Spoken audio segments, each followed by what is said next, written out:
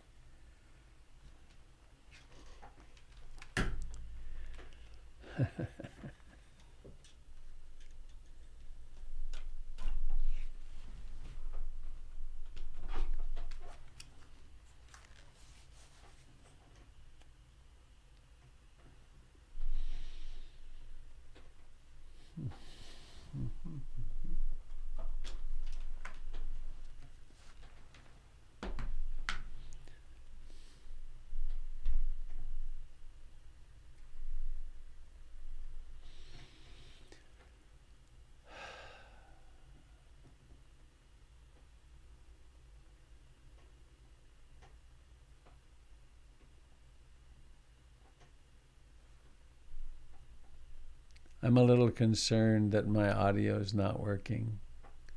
Is it working, Jim? No. Is someone talking? Damn. This gets tiresome. Now I don't hear a thing. Isn't this silly? Well, I guess it's a miracle that it ever works. But still.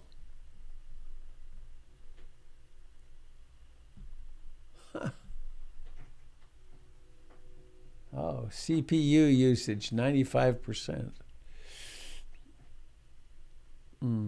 Sorry, folks. Preferences. Why does it not working? Audio, hardly any. Built-in output.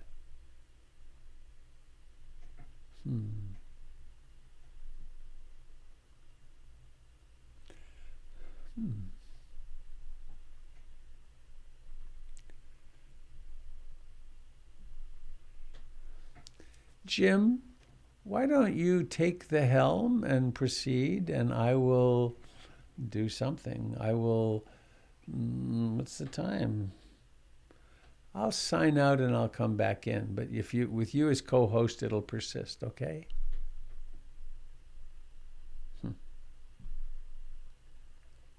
Oh, leave meeting. Assign.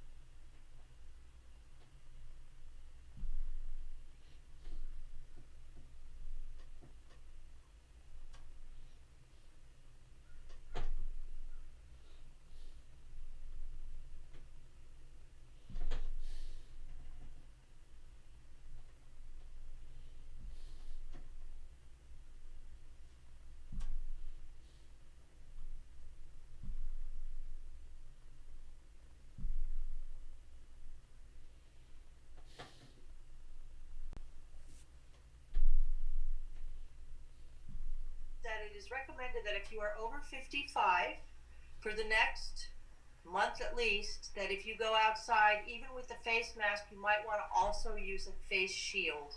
So I just wanted to pass that on to anybody over 55 out there. That's how to recommend to protect yourself and others in this really bad time we're coming up to. Okay, thank you very much. I hadn't seen that.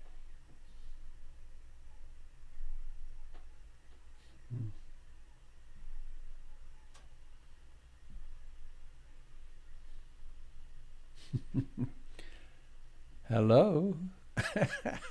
Hello. Can I be heard? I can be heard. How weird.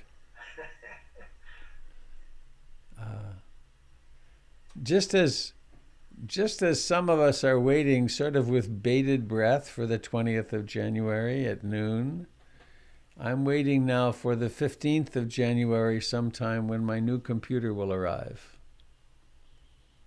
We just bit the bullet yesterday and bought one, which with about 10 times or 8 times the speed and power of this one, which should be plenty. So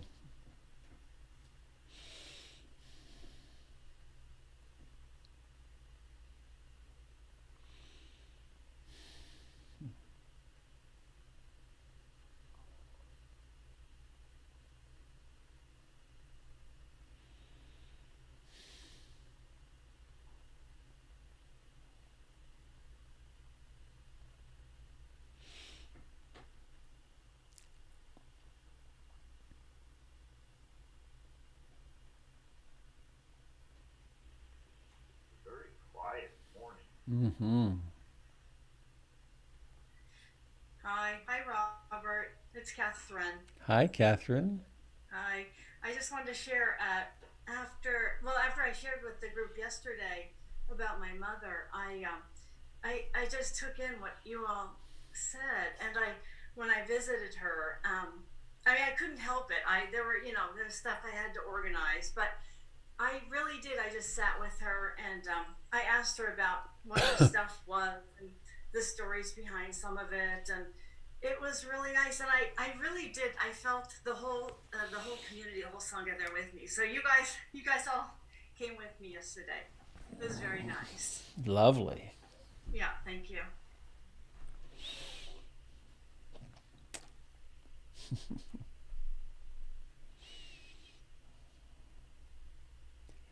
Is it not remarkable how our worldview affects everything?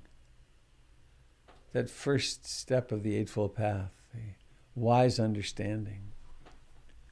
We can have the idea that, well, we got to get rid of this stuff, or maybe we don't have to get rid of this stuff, and it just changes everything. Just an idea. It's quite, we see the world through these filters. Robert, this is Karen over here. Hello, Karen. Hi.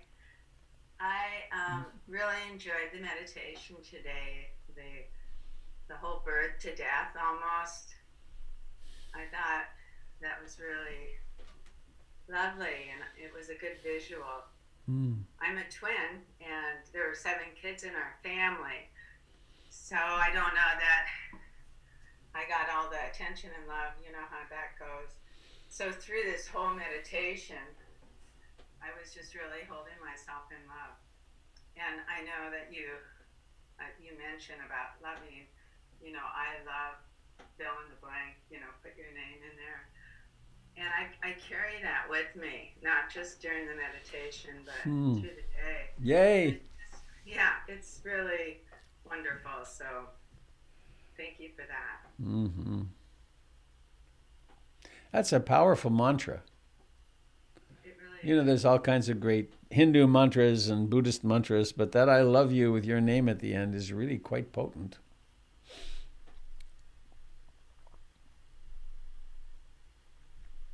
Oh, there's another step of the practice too with that I forget to mention, which is to sit in front of the mirror and to close your eyes and say, I love you with your name at the end, and then to peek out and look in the mirror and see what happens, and then tell that person you love them. And if you can't do that, now there's an interesting thing to know, and then maybe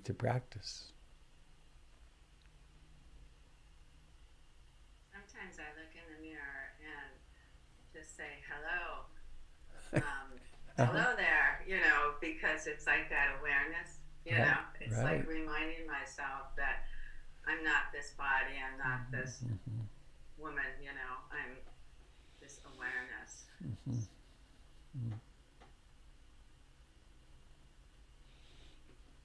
Thanks, Karen. Good morning, Robert. Good morning, Sangha. It's Jessica here. Hello, Jessica. Just kind of following up on Karen's comment and just the idea of self-loving and self-compassion. Um, One of the things that happens for me is when I do get in that space of just being, I can see this self-critic rising because she's one of my favorite guests. And I have found that when I just kind of go, okay, no enemy images, it works both for myself and for others. When I'm driving, when I'm walking, when I see something that can really grab me in a negative or a reactive sense, and I've just really used that a lot lately. No enemy images, and it helps soften. It just helps remind me. So I just share that too, because coming at it from a slightly different angle, but that same idea that it's amazing how just one word, one kind of energy can help so much. Just calm everything down. So thank you. That's so true. I've been noticing in my own practice over the last couple of years, and it seems to be gathering momentum. Out of nowhere will come a memory of someone in the past, and it's someone who did me wrong somehow. So someone around whom I've cherished disliking, and I mean, sometimes it's from long ago, years, decades. And what I'm finding very interesting is as those come up, I'm noticing there's a tightness around them. And it's completely, it's really hallucinatory, actually. Because it may not have happened the way I remember. There's always that. But also, the person could easily be dead. And what am I doing creating tension in this consciousness? Mostly unconsciously, but and then there's the choice: do I want to persist in this view, or I might think a kind thought about this person? They were doing the best they could at the time; they were unconscious, and same for myself. So there's a gradual unwinding, I think, that happens. That's quite a relief. Quite a relief. Robert, this is Carrie Ann. Hello, Carrie Ann. Hey, I agree. And what I loved about this meditation was following myself from birth to death and being there, holding my hand like a doula at my death, and being so intimate with me so that if anything negative came up, just, like you would do and comfort anyone, like, that's not what you think of. Think of the positive things in life. And it was so touching to lead myself through that end of life moment from a perspective of love and compassion and remembering the positive that I do. It was really great. Thank you. Yay.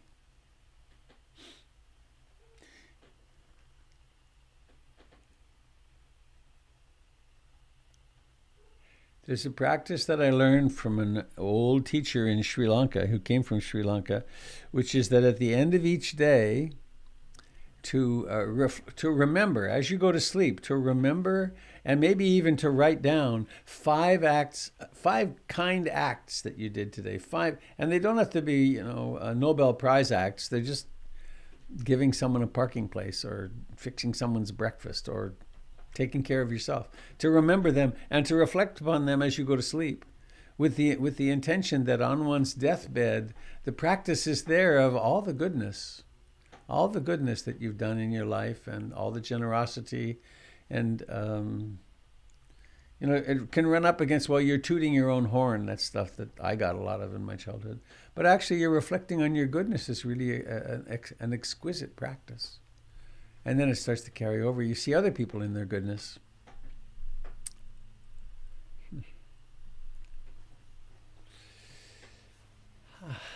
we doing? Oh, good luck. 8:04.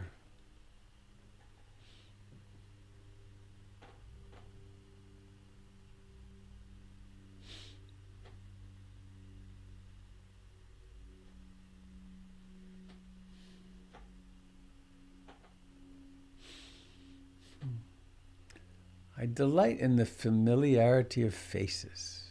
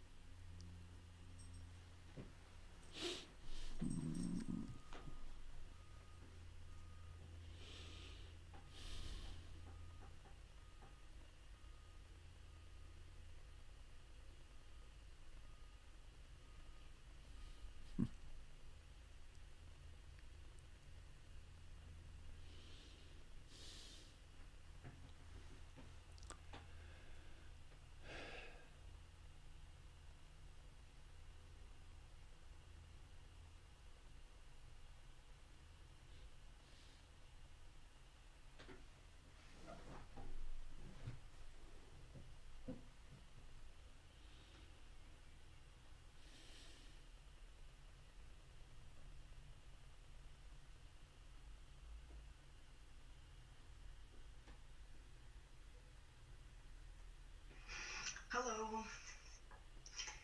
Hello, Catherine. Leanne. I wanted to I'm going to put a link in the thing, but this is a great book that has been very helpful. I'm going to send this message that I have sitting here, but I worked for many years in end of life care, so this is my favorite book. Just wanted to share that. What does it say? What does the book say, or what does the... What does the book say? Yeah, what do you love about it? What I like about this book, and I shared it with a lot of families, because it's really for the caregiver, for the person who is with somebody who is going through dying. But it has such a mix of practical, how to talk to kids, just, physical. Lonnie was somebody I knew who wrote the book, and she had, really practical experience. So there's just a mix of emotional, spiritual, and she also had some personal near-death experience, so she goes into her experience with that as well. So it's just a great resource, I feel. So it's No One Has to Die Alone? Hold it up again, please. No One Has to Die Alone. Nice. Thank you. Preparing for a meaningful death. It's an easy read, too. Well, easy.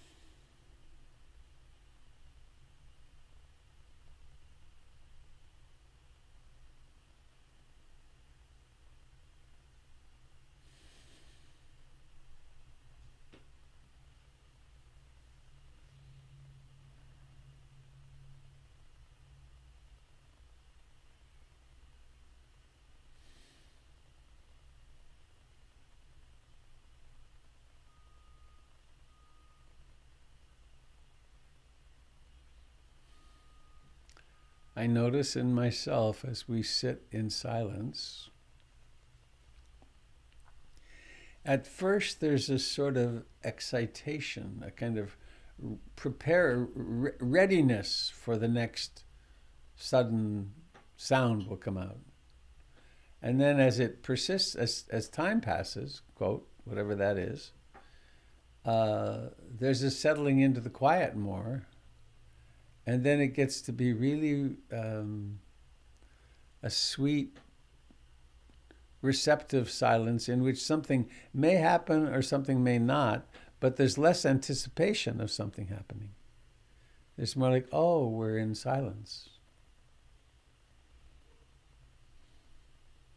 I guess that's accompanied perhaps by a touching in with the breath or the body, and then just a relaxing into the moment.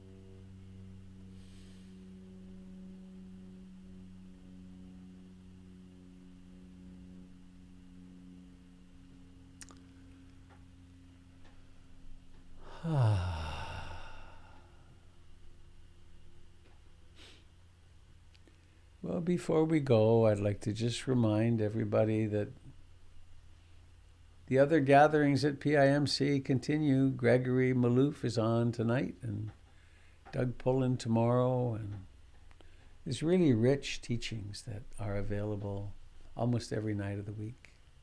And Doyle on Fridays at 11:30 on Facebook.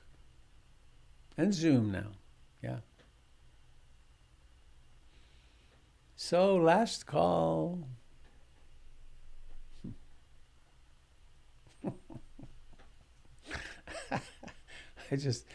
When I said that, I suddenly had a memory of I lived in Australia for a year, and I was actually a jackaroo, a cowboy in the outback. And we'd go into Alice Springs, and of course there was lots of drinking. I went twice. I ran out of a bar. Once I went over the bar, and the other I just kind of ducked down, because guys would have fights. And fights are not what they look like on TV. It doesn't happen like that. It's not piff, paff, it's like one person gets hit and their nose is across their face or something. It was horrendous. The police are all about 6'8", tall. Anyway, there's this moment when the last call, matey, and suddenly everyone buys 3 beers, and then it makes the driving home really exciting. It's quite crazy. Oh dear. I like a Foster's Lager, mate. So however, this is not the last call to tank up. This is anyone sitting with something that you'd like to share?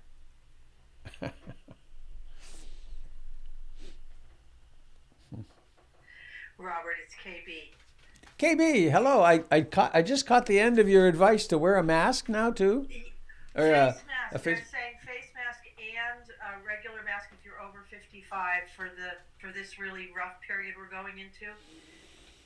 But I wanted to tell you something. You know, when I first met you, there's no way I could have sat still in silence in a group of, at all without going through layers of waves of panic. I used to think it was like this totally internal thing, and it felt like not only like an emergency, but like it was uncivilized and something was wrong. And I used to watch you go silent, and it used to just send me. And I just want you to know that one of the most important things that you have given me is the ability to just be still and be okay and not have those feelings. And I just wanted to thank you for that. I can't begin to tell you how comforting that is. Yeah, learning how to park is really a good thing. You can't get your license till you learn how to park. Thanks, KB. All right. Please, let's open your mics and we'll make beautiful sounds together. That's in quotes. May all beings be happy. May all beings be happy. May all beings be happy. Sadhu, sadhu, sadhu. Have a lovely day, friends. Enjoy the rain if you're here. Have a good day, everyone. Bye. Adios.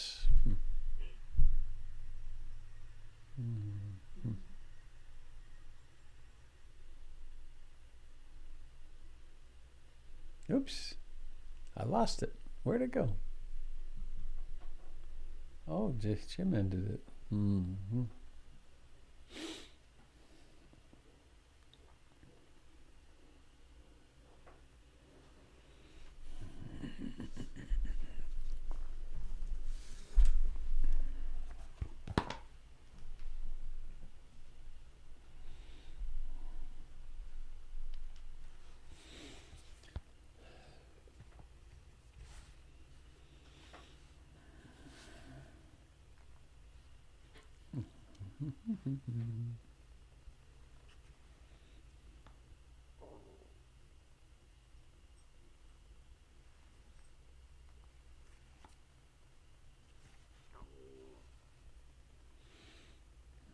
Oh.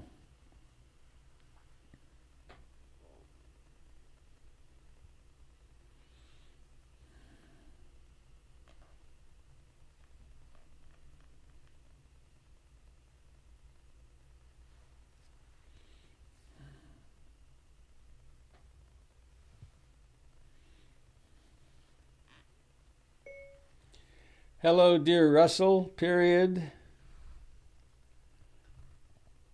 I trust your journey into general anesthesia was successful and interesting, period. I love you, period. Would be happy to receive a call from you today if you are up to it, period. Perhaps I will try calling you later in the day, period. This is the poem I shared this morning, period. It sure says it well.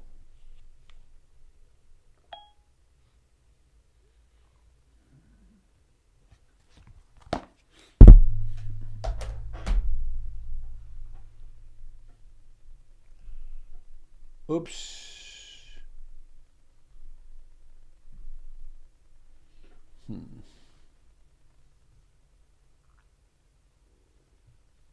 Hello, dear friends on Facebook. Sorry for the disruptions today. I don't know what it is.